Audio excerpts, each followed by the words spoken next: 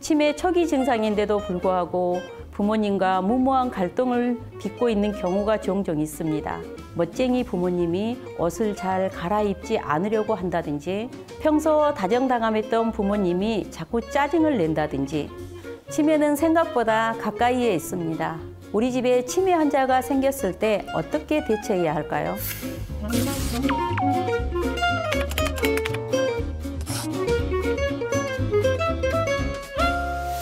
브레인셀러 구독자 여러분, 안녕하세요. 치매 없는 세상을 만들어가는 치매 예방 전문 강사, 소은 치매 예방 내활성 연구소장 김숙희입니다. 반갑습니다. 제가 치매 예방 전문 강사가 된 이유는 치매가 무엇인지도 몰랐던 젊은 시절에 친정과 시댁에서 5분의 치매 어르신을 접하면서 많이 힘들었었는데요. 친정엄마는 52살의 나이에 혈관성 치매로 돌아가셨고, 시댁에선 치매에 걸리신 시어머님을 모시면서 겪었던 가족들 간의 갈등과 아픔, 그리고 고통을 정말 뼈저리게 느꼈습니다. 당시에 제가 치매 초기 증상들만 제대로 알았다면 충분히 부모님을 잘 모실 수 있었을 텐데 참 안타까웠습니다. 그래서 다른 분들은 제가 겪었던 아픔과 고통을 겪지 말았으면 하는 안타까운 마음에서 치매 예방 교육을 시작하게 되었습니다. 제가 이 일을 8년간 하면서 치매 예방 교육은 나이 든 사람이 아닌 젊은 사람들이 받아야 된다는 것이었습니다. 젊은 층 자녀들이 치매 예방에 대해 알고 있어야만 본인은 물론 부모님이 치매가 왔을 때 조기 발견해서 예방할 수 있기 때문이죠. 다행스럽게도 제가 현장에서 활동해 본 결과 젊은 층들이 훨씬 치매에 대한 관심도가 더 높았습니다. 왜냐하면 부모님들이 치매가 왔을 때 돌보는 책임은 결국 젊은 자식들의 몫이기 때문이죠. 젊은 사람들과 이 얘기를 나누다 보면 깜짝 놀랄 때가 있습니다. 치매 초기 증상인데도 불구하고 부모님과 무모한 갈등을 빚고 있는 경우가 종종 있습니다. 치매 초기는 본인은 스스로 판단할 수 없습니다. 치매 환자는 최근 기억부터 서서히 잃어버리게 되죠. 우선 살펴볼 것은 부모님들이 옛날 이야기를 자주 하는지, 최근 이야기를 자주 하는지입니다. 현재보다 과거의 이야기를 더 자주 반복한다면 치매 증상을 의심해 볼 수 있고, 이러한 관찰은 주위 가족들의 몫입니다. 오히려 함께 생활한 가족보다 오랜만에 찾아온 친척분들이 치매 환자의 이상 징후를 잘 분별할 수 있는데요. 치매는 서서히 진행되기 때문입니다. 치매가 꽤 진행되면 뇌 전두엽의 손상으로 사람다움을 잃어버리게 되죠. 이런 증상으로는 멋쟁이 부모님이 옷을 잘 갈아입지 않으려고 한다든지, 평소 다정다감했던 부모님이 자꾸 짜증을 낸다든지, 이유 없이 거친 말과 심한 욕설을 퍼붓는다든지, 물건을 엉뚱한 곳에 감춘다든지, 이웃집 물건을 훔쳐온다든지, 쓰레기를 주워와서 귀중한 물건인 양 보관한다든지, 이런 특이한 행동들을 잘 살펴보시면 되겠습니다. 하지만 변화의 이유가 치매인지는 확실하지 않습니다. 다만 평소의 모습과 다르다는 점에만 초점이 맞춰져 있죠. 그래서 평소 부모님의 모습과 다르다고 해서 무조건 부모님을 질타하고 행동을 고치려고 들면 갈등의 골만 깊어지겠죠. 치매 환자의 뇌는 3살, 4살 수준으로 내려갑니다.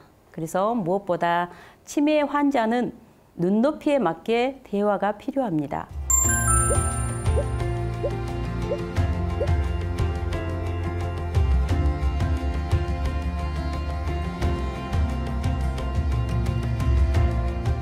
치매는 3가지로 분류되는데요. 조기 발견하면 완치가 가능한 치매, 더 이상 진행이 안 되게 하는 치매, 진행이 되더라도 서서히 진행하게 하는 치매로 분류됩니다. 그렇다면 건망증과 치매의 차이는 뭘까요?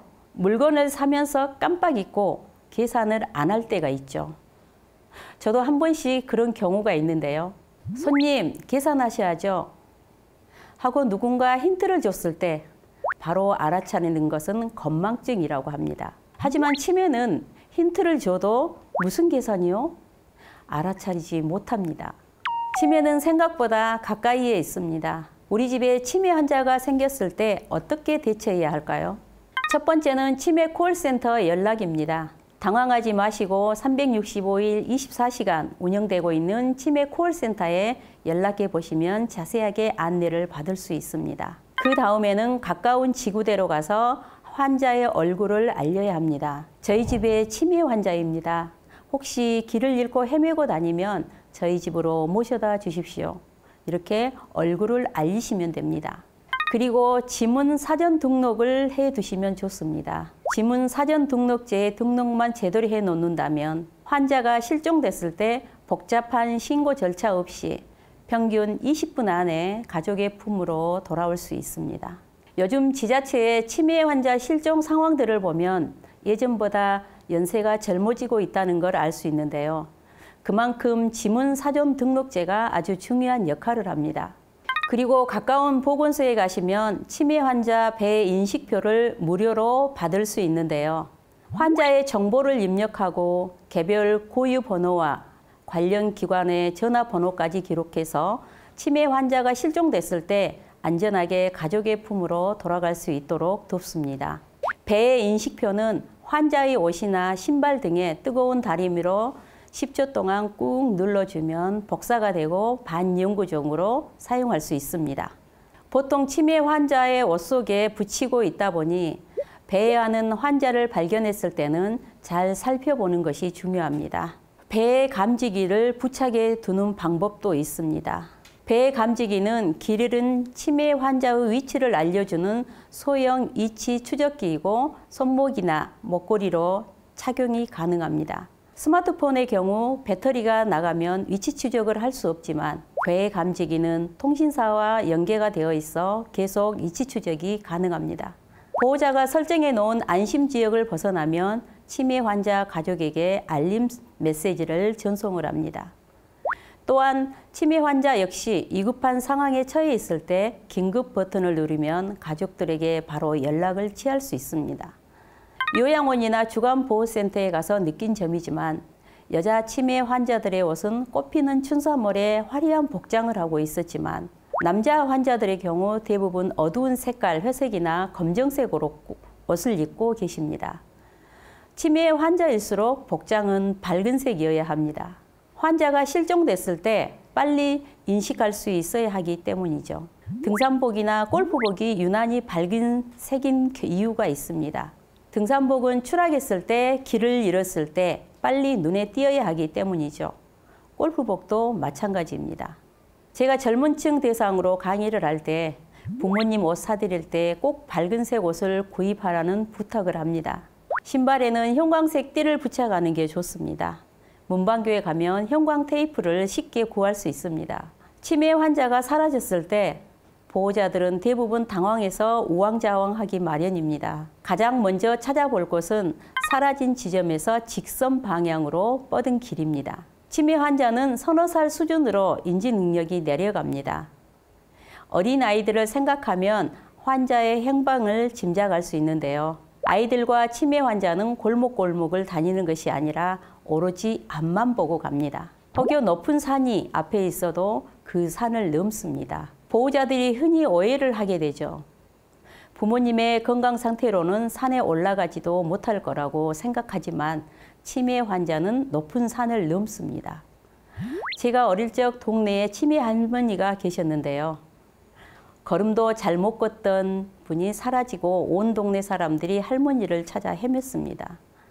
할머니는 엉뚱하게도 나무를 하러 갔던 이에게 발견되었습니다. 그것도 산 꼭대기에서였습니다. 치매 환자들은 최근 기억을 잘 못하고 옛날 기억을 하고 계시기 때문에 예전에 살던 곳이나 자주 가던 곳에 가 있는 경우도 많습니다. 기억하세요. 사라진 곳에서 직선 방향 또는 예전에 자주 가던 곳.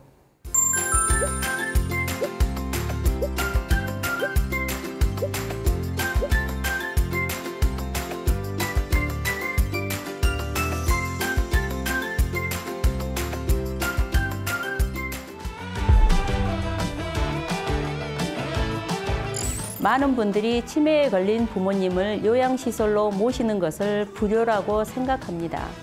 하지만 치매 환자를 위해서 요양원은 꼭 필요합니다. 그럼 어떤 기준으로 요양시설을 골라야 할까요? 우리 부모님들은 오래 사시는 게 소원이 아닙니다. 평생 살았던 곳에서 살다가 어느 날 잠자듯이 가는 것입니다. 거듭 강조하지만 치매 환자는 사랑이 절대적으로 필요합니다.